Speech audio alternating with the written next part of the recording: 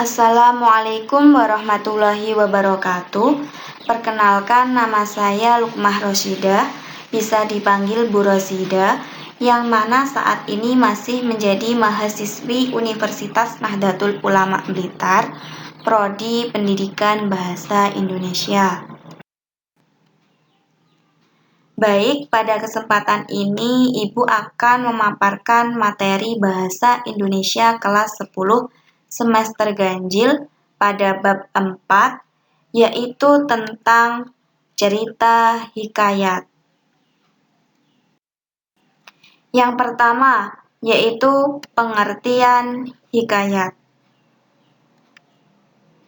Kata hikayat berasal dari bahasa Arab, yaitu haka, yang artinya menceritakan atau bercerita. Hikayat menurut Kamus Besar Bahasa Indonesia merupakan karya sastra lama Melayu berbentuk prosa yang berisi cerita, undang-undang, dan silsilah yang bersifat rekaan, keagamaan, historis, biografis. Dibaca untuk pelipur lara, pembangkit semangat juang, atau sekedar untuk meramaikan pesta. Sedangkan hikayat menurut istilah merupakan karya sastra lama yang mengisahkan kehidupan keluarga istana atau kaum bangsawan, orang-orang ternama, orang suci di sekitar istana dengan segala kesaktian, keanehan, dan mukjizat tokoh utamanya. Jadi, hikayat merupakan karya sastra lama yang menceritakan kisah kehidupan keluarga istana tentang kesaktian, keanehan, dan mukjizat tokoh utamanya. Yang kedua yaitu ciri-ciri hikayat. Ciri-ciri hikayat terdiri dari 9 ciri. Yang pertama yaitu anonim. Anonim merupakan nama pengarang dalam hikayat tidak disebutkan secara jelas, atau pengarang dari hikayat umumnya tidak dikenal. Yang kedua yaitu istana sentris. Istana sentris ini menceritakan tokoh yang berkaitan dengan kehidupan istana atau kerajaan yang berada dalam lingkungan istana. Yang ketiga yaitu bersifat statis atau tetap, tidak banyak terjadi perubahan. Maksudnya, alur cerita di dalam hikayat itu tetap itu-itu saja tanpa ada perubahan dari zaman ke zaman. Yang keempat yaitu bersifat komunal. Bersifat komunal yaitu menjadi milik masyarakat umum. Jadi, masyarakat itu bebas memiliki, karena di dalam cerita hikayat itu tidak jelas pengarangnya. Yang kelima yaitu menggunakan bahasa klis. Menggunakan bahasa yang diulang-ulang. Jadi, di dalam cerita atau kisahnya itu sering terjadi pengulangan bahasa atau pengulangan kata. Yang keenam, bersifat tradisional. Bersifat tradisional yaitu meneruskan budaya, tradisi, dan kebiasaan yang dianggap baik. Jadi, ceritanya itu mengisahkan kebiasaan-kebiasaan baik yang terjadi pada budaya atau tradisi di zaman dahulu. Yang ketujuh yaitu bersifat didaktis.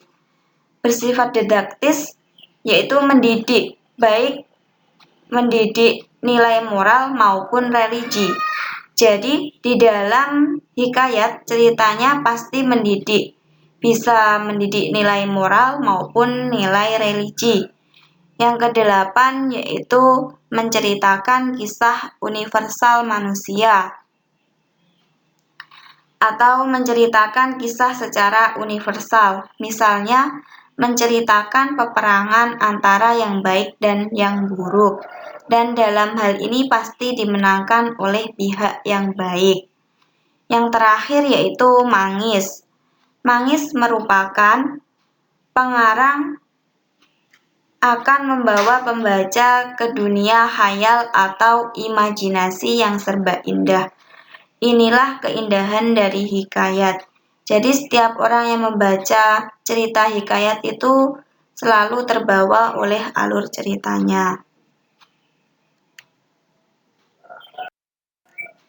Yang ketiga yaitu jenis-jenis hikayat.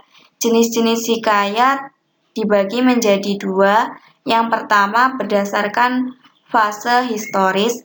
Hikayat dalam sastra Melayu lama dapat dibedakan dalam 3 jenis sebagai berikut. Yang pertama yaitu hikayat berunsur Hindu. Hikayat berunsur Hindu merupakan hikayat yang berasal dari tradisi Hindu. Yang kedua yaitu hikayat berunsur Hindu-Islam. Hikayat berunsur Hindu-Islam merupakan hikayat yang berasal dari tradisi Hindu lalu dimasukkan unsur-unsur Islam. Contohnya dalam cerita Jaya Lengkara, Si Miskin dan Indraputra. Yang ketiga yaitu hikayat berunsur Islam. Hikayat berunsur Islam merupakan hikayat yang berasal dari tradisi sastra Arab sampai Persia. Contohnya dalam cerita Hikayat 1001 Malam dan Hikayat Qomar al-Zaman. Kedua yaitu berdasarkan isi. Hikayat dapat digolongkan ke dalam 3 jenis sebagai berikut. Yang pertama yaitu jenis rekaan. Contohnya dalam Hikayat Malin Dewa. Yang kedua yaitu jenis sejarah.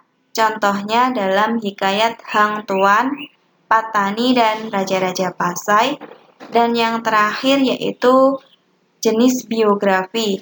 Contohnya dalam Hikayat Abdullah dan Hikayat Sultan Ibrahim bin Adam. Kalian bisa browsing sendiri ya tentang cerita-cerita hikayat itu tadi, biar tahu isi dari hikayat-hikayat tersebut. Baik, itu saja yang dapat Ibu sampaikan. Bila ada salah kata, Ibu mohon maaf. Wassalamualaikum warahmatullahi wabarakatuh.